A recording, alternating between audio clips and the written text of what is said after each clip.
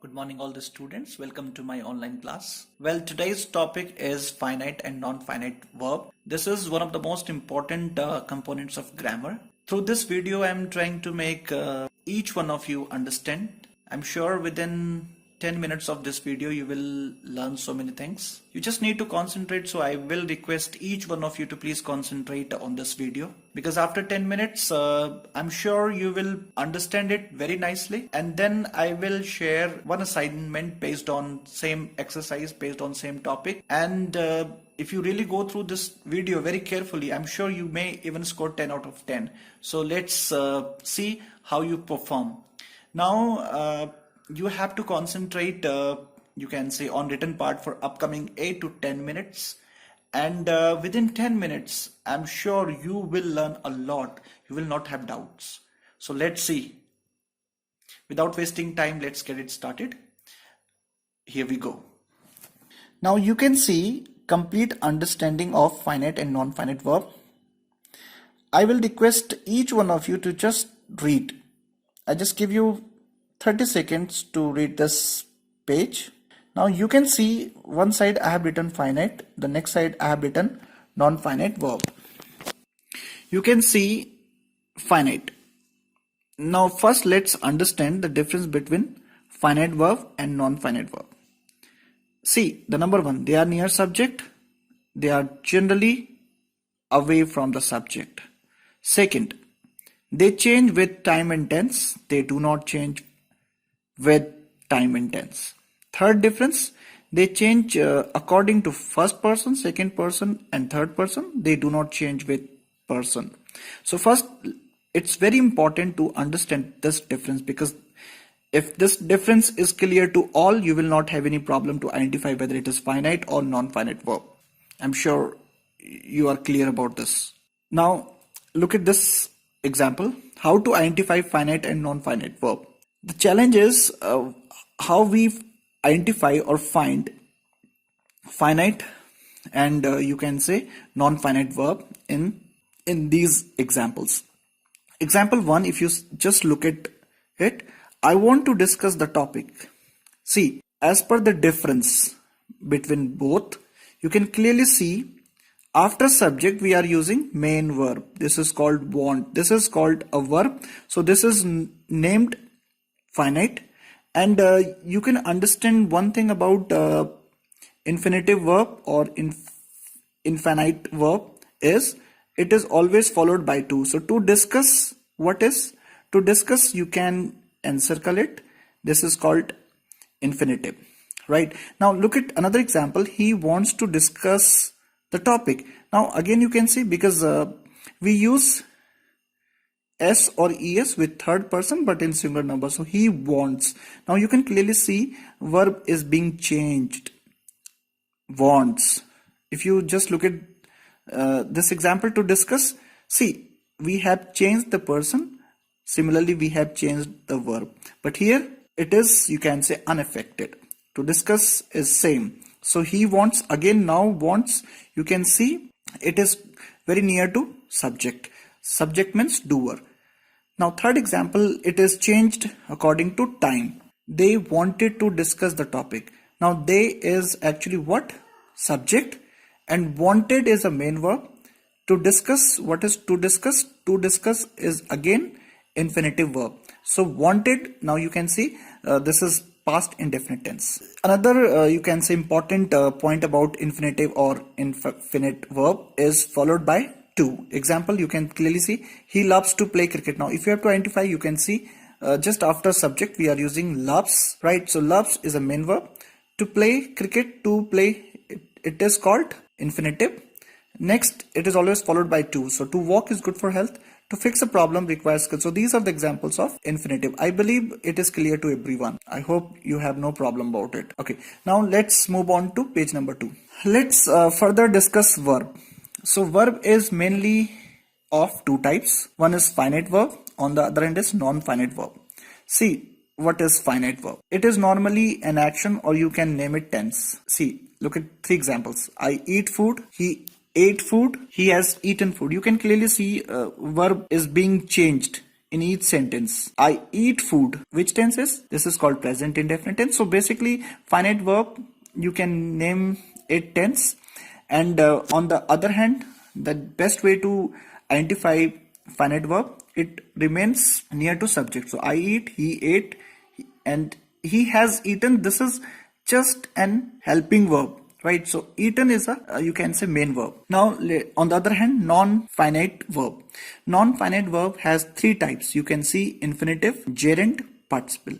Infinitive, I believe we have already understood this, so we will not touch upon it. The next one is gerund. Gerund ing form. It is always known as a noun.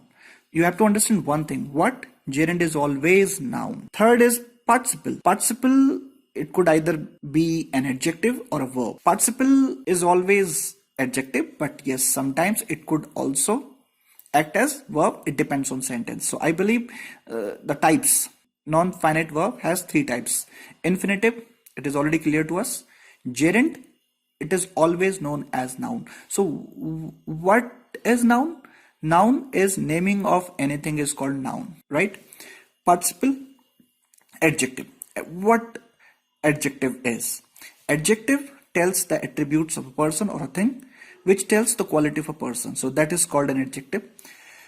Now, participle is further divided into three parts: present participle, past participle, and past perfect participle. Let's take an example of verb running. So now just please read this line. It may act as a noun, verb, and adjective in the given examples. See, right now we are not sure about it because running can also be used as a verb, adjective, or a noun. So see, running, because right now we are targeting ing. So what we want to tell you, ing, it could be noun, it could be an adjective, and it could be a verb.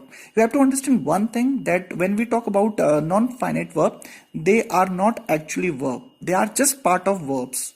How? Example, he is running in the playground. So what we can do here, you can see this is helping verb, is just an helping verb. After helping verb, we are using main verb. If you just look at this, he is a subject, and this is what? Helping verb. This is main verb. So here we can clearly understand it is being used as a verb. He is running in the playground. On the other hand, it makes a tense. Which tense? Present continuous. So basically what running is a verb. Second example, don't get into a running train. Now what running is in this sentence? Don't get into a running train. Now what we want to tell you, we have already made it clear to everyone that gerund is ing, participle could be an adjective or verb. So right now, see, don't get into running train. Running can never be a noun here. I'll tell you why. Because it tells the attributes of a train. So what is an adjective? Adjective which tells the quality of a noun or tells the attribute of a person or a thing. Now it tells the attribute of a train. Which train? Running train. So don't get into running train. Train is actually noun, right? And we are talking about its attribute or a feature. So running here, which running is an adjective. Now third example, running is good for health. Now we have to again identify whether it is verb, noun, or an adjective. See, running is good for health. If you are pretty complex about it, then what we can do, see, apple is good for health. In place of running, let's try to use apple. So naming of anything is called noun. Apple is also noun. What is good for health? Running. Running is good for health. Now next example, I like running in the playground. See, I subject, like is a main verb. So like is called finite verb. And what do you like? Running. So I mean, it tells the liking. It tells what you like. I like running. So running is a noun. Next, I found him running in the playground. Now just look at this example, pretty confusing because whether we have to understand it noun or an adjective. Can you guess? I found him running in the playground. I'll tell you. See, it tells the attribute of a person. Let's say he could be Ravi. I found him what? I found him running. So running is an adjective because it tells the attribute of a person. How did you find him? We found him running. I found him running. So running is an adjective. Now page number 3, we'll further explain. See, the challenge part is how to identify noun or gerund. There's a simple trick behind it. How to identify noun or gerund in a sentence. See, it could be any one of them in a sentence. It could be direct object, indirect object, object of a verb, object of a preposition, subject, complement. Now see, there are some examples. He gave a pen to Ravi. He gave a pen to Ravi, direct object. It means what did he give? A pen. Pen is a direct object. To whom? Ravi. So pen is a direct object. Ravi is called indirect object. I believe this is clear, direct and indirect object. Now third, object of a verb. I like running. This is verb, finite verb, like and running. Running is the object of a verb. Third, the next example, fourth, object of preposition. You can see I'm confident of winning. So what is winning? How to identify? This is of preposition. Winning is the object of preposition, so that's the reason winning is a noun. All are nouns in it. A walking stick helps to walk well. See, a walking stick itself a complete sentence. I mean, it makes a complete word. You can call it gerund phrase. A walking stick, right? If you talk about, let's say, desk helps to walk well. We can say internet helps to walk well. It could be anything. So this complete, which seems a sentence, but actually it's a gerund phrase. A walking stick, it is a complete word. We can name it compound noun or a gerund phrase. So a walking stick is a complement of the subject. I hope this is clear. The last page is left. Okay, now the next is, which is the last one, past participle. Third form of verb. Let's say broken, boiled. It is not with ing format. It remains with, you can say, either en or ed format. Let's say break, broke, broken, boil, boiled, boiled. Look at some of the examples. Now in these examples we have used as a verb or as an adjective. Look at number 1 example. He has broken the table. So you can clearly understand there's a trick. He is a subject, has is called helping verb, and just after helping verb we are using broken, so we can clearly name it as a tense. He has broken. So broken is actually a verb. We cannot name it adjective. So broken in this first sentence, it is just a verb. He has seen the broken table. Again, you can see seen is finite. Which table? It tells the attribute of a table. Broken. So how was the table? The table was broken. So he has seen the broken table.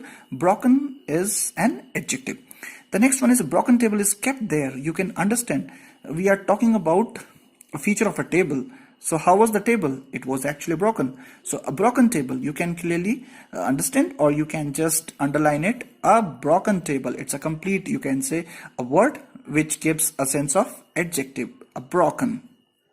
Let's say boiled water is good for drinking. Now here the challenging part is boiled or ing. Right? What we have to identify, how is the water boiled? So it tells the attribute or a feature of water. And for drinking, clearly understand. You can see for drinking. For, this is preposition. After for we are using ing. This is called noun. And the last one, past perfect participle. Format having plus third form of verb. You can say having done my work, I went to play. This is the format. Keep in your mind. It could be any third form. Let's say having completed my work, I went to play. I hope through this video I'm able to make you understand. After this video, I'm just going to send you an assignment with some examples. In this video, you have to understand and let me know whether it is being used as an adjective, verb or noun. Thank you so much for watching this video. I'll get back to you with some more videos. Till, stay tuned. Thank you so much.